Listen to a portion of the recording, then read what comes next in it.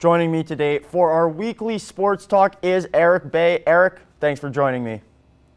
For sure, tons of stuff to talk about today. For sure, lots of sports getting going as last Thursday was one of the first days, or the first day rather, that all the major sports played on the same day. So lots of stuff is going on, including the Nhl Awards. A handful of awards have been announced, including the Jack Adams Award. Boston Bruins head coach Bruce Cassidy ended up being the winner of that.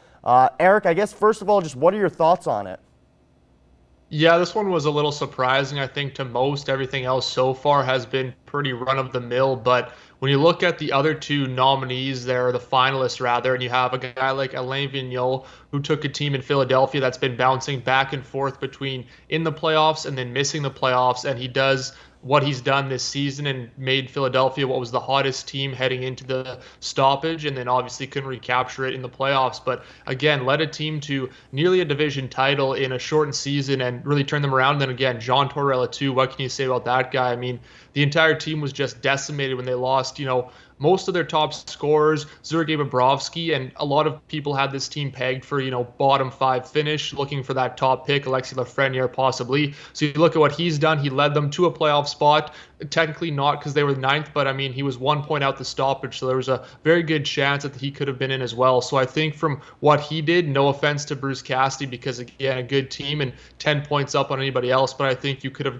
given it to either of the other two coaches for sure. Yeah, Bruce Cassidy had a record of 44, 14, and 12, which is obviously amazing, the best in the NHL. But Eric, for me, it comes down to the point where when do good players make a good coach versus when does a good coach make a good team? I think in the case of the Boston Bruins, it's just great players making a great coach. I mean, you have players like Tuukka Rask, Patrice Bergeron, Zdeno Chara. I know Chara's getting older, but he's still a dominant force out there. It's pretty hard not to be an amazing team when you have a cast like they do. The Boston Bruins were first in goals against, tied for seventh in goals for, third on the PK, and second on the power play. So obviously they were one of the best teams in every statistical category. But I got to agree with you. For me, John Tortorella, I think, should have won the award. Like you said, everybody thought that Columbus was going to be one of the bottom teams in the league. He led them to a 33, 22, and 15 record. And he was third in the league in goals against with a team that, like you said, they got gutted over the offseason. Two almost no-name goalies coming in and just overachieved in every possible way. Eric, I guess now just talking about NHL Conference Finals, Tampa Bay and Dallas are each up 3-1 in their series. Do these surprise you? I mean, not necessarily in the sense that from one perspective, Tampa Bay has been by far the best team this entire playoffs, and each of their series has gone only 5 games so far and could possibly only go 5 games again.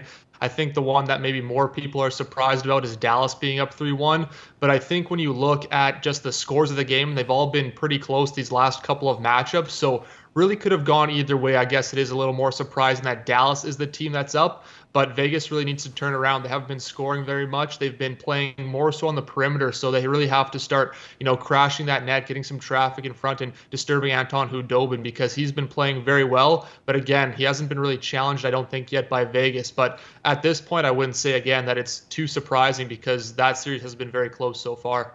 I agree, Eric. Vegas went from almost bullying the Vancouver Canucks to, yeah, exactly like you said, being a perimeter team, not really getting anything really going. So that has surprised me. And as well, I didn't think one team was really going to run away in the Western Conference, but I did think Vegas was going to lead and win this series. So to see them down by 2 games is surprising. Now, if we take a look at the Eastern Conference, Tampa Bay, obviously the last handful of years, has been sort of the powerhouse team in the league. But the New York Islanders have been a surprise for, I think, everybody who watches the NHL, especially after what they did against Philadelphia, shutting them out in Game 7.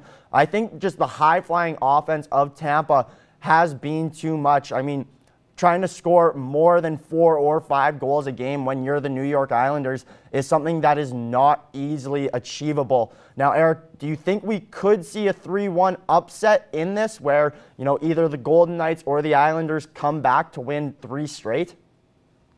Well, it's going to be tough. Only one team has done it since the conference finals were brought in about 1981-82. So it's going to be tough. There's very low odds, but I think if any team is going to do it, I think it would be Vegas. Again, you mentioned Tampa Bay, just so deep, too deep for the Islanders, I think, at this point.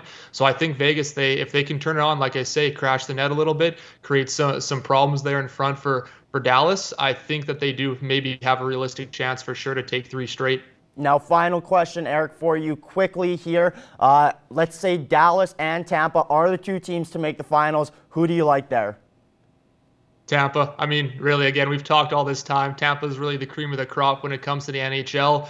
They've lost in the past. Last year, they've had a few, conference final dates where they've lost the last 2 games to miss out on the Stanley Cup again, to return since 2015. So I think this year it's Tampa's year to lose.